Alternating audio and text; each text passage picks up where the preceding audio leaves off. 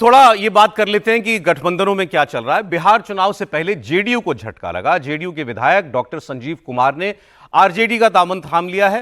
तेजस्वी यादव ने कहा कि जेडीयू के कई और लोग हमारे संपर्क में हैं और जल्द वो हमारी पार्टी में शामिल होंगे।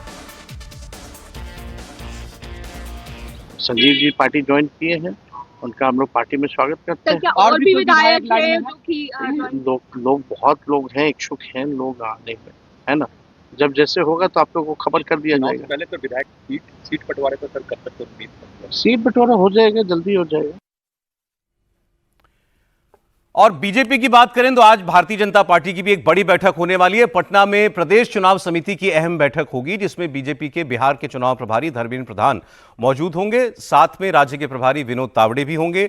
बिहार बीजेपी के सीनियर लीडर्स इस बैठक में होंगे और इस मीटिंग में आने वाले विधानसभा चुनाव में पार्टी किन सीटों पर चुनाव लड़ना चाहती है और उम्मीदवारों को लेकर के भी बात होगी। सर, तेजस्वी कह रहे हैं कि रेला हमारी तरफ है, हमारी तरफ लोग ज्यादा आ रहे हैं। वैसे एक इंडिकेटर होता है चुनाव से पहले, किस तरफ ज्यादा भागम भागे? वो है इंडिकेटर, लेकिन वो इंडिकेटर दोनों तरह से होता है। जिनको टिकट नहीं मिल रहा, इसको झटके की तरह से मत देखा कीजिए और लिखा भी मत कीजिए। झटका नहीं है, वो तो अभी चल रही है हवा। जिसको इधर टिकट नहीं मिला वो उधर चला गया, वहाँ से। विचारधारा तो सबकी एक ही है, इसलिए कोई विचारधारा में वो नहीं है कन्फ्यूजन आप कहेंगे। हो गया तो सब बिहार के विकास के लिए लड़ना चाहते हैं और कोई इधर जा रहा है, कोई उधर जा रहा है। अभी थोड़े दिन बाद पता पड़ेगा कि तेजस्वी जी के यहाँ से 10 लोग चले गए हैं नीतीश कुमार जी के पास या सम्राट चौधरी जी के पास। तो चुनावों के दौरान आना जाना। लेकिन आप सहमत हैं जो सर कह रहे थे कि ये सीट डिस्ट्रीब्यूशन वगैरह जो है इस बार थोड़ा डिलेड चल रहा है पार्टी? नहीं, मैं नहीं समझता। ऐसे ही चलता है। सबसे कॉम्प्लिकेटेड काम सीट का बंटवारा होता है गठबंधन में, और उससे ज़्यादा कॉम्प्लिकेटेड पार्टी के लेवल पर कैंडिडेट का नाम करना होता है। तो वो, लेकिन एक मोटी अंडरस्टैंडिंग होती है, वो मेरे ख्याल से दोनों गठबंधनों में हो गई है। वो एवरेज ये होता है कि 10 से 20% सीट्स ऐसी होती हैं जिन पर थोड़ी सी रस्साकशी होती है, खींचाखाची होती है। इसलिए तो आप देखते हैं नीतीश कुमार जी ने अपना कैंडिडेट भी अनाउंस कर दिया कहीं से, ये वो। तो वो सब तो एक अंडरस्टूड है कि वो पार्टी को उतनी सीटें मिलनी है। और कभी आपने कोई इलेक्शन देखा जिसमें कोई ऐसा बहुत बड़ा विवाद होता है? नहीं होता। नॉर्मली वो चलते रहते हैं। 2-4-5 सीटों पर कभी कभी ऊपर नीचे होता है। वो मुद्दा नहीं है कि किस तरह से हो रहा है। दोनों सर अलायंसेस में चर्चा ये है, कांग्रेस क्या पिछली बार जितनी सीटें ले पाएगी? 70 सीट मांगी थी, मैं आज कहीं पढ़ रहा था 76 की डिमांड की है इन्होंने इस बार। उससे कम पर नहीं जाएंगे। और दूसरी तरफ कि नीतीश कुमार और बीजेपी हमेशा की तरह लगभग बराबरी पर रहेंगे सीटों के लड़ने के मामले में, या इस बार जेडीयू को कम सीट मिलेगी? सर, हम लोग क्या करते हैं कि जो कोई बात कह रहा होता है उसी को मानते हैं। मैं हमेशा ही कहता हूँ कि पॉलिटिकल लीडर्स को बिटवीन द लाइन्स समझना चाहिए। वो जो कह रहे हैं उसका कोई मायने नहीं है। आपने कहा कि 76 सीटें कांग्रेस ने दावा किया, किसने कहा है? तेजस्वी से कहा है क्या?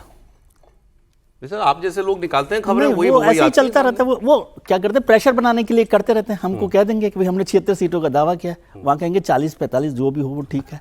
इतना अंतर? हाँ, फर्क होता है। वो तो पॉलिटिकल पार्टीज के दावे देख लेना कि क्या हो रहा है। और वो अच्छा ऐसे करो, ये सीट आप ही रखो लेकिन कैंडिडेट हमारा उतार दो।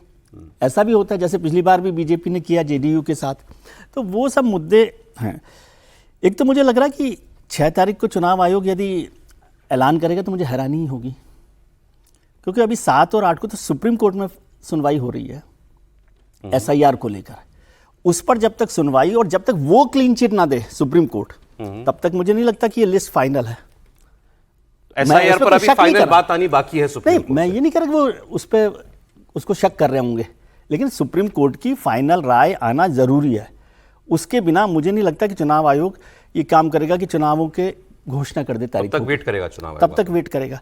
जो वेट अभी था सरकार वाला, वो तो उसका खत्म हो गया कि सरकार को जो घोषणाएं करनी थी उसका इंतजार उसने पूरा कर लिया। सरकार को जितनी घोषणाएं करनी थी वो भी उतना दिन नहीं। अब आप 7-8 बता रहे हैं, तो मंगलवार बुधवार आने वाला। हाँ, मतलब उस तक हो जाएगी। सुप्रीम कोर्ट ने रोक थोड़ी लगाई है सर कि जब तक हम फाइनल निर्णय नहीं, रोक नहीं लगाई, लेकिन वो इंतजार करेगा ना। SIR पे लगाई, लेकिन फिर भी वो इंतजार करेगा। एक ऑप्शन, एक मतलब ऑप्शन होता है ना सुप्रीम कोर्ट में, चुनाव आयोग हो सकता है 2 दिन और रुक जाए, कोई फर्क पड़ नहीं रहा उसमें। और फिर बाद में कोई बात हो जाए, मान लो ऐसे कोई बात नहीं होगी। और दूसरा अच्छा लगा कि अभी पता चला मुझे कि भाई ये 20 साल से सरकार चल रही है नीतीश कुमार जी की। जैसे घोषणाएं हुई तो मुझे लगा अभी पिछले साल ही बनी थी और वो काम कोई सरकार कर नहीं पाई थी, तो सारे अभी स्टाइफंड देने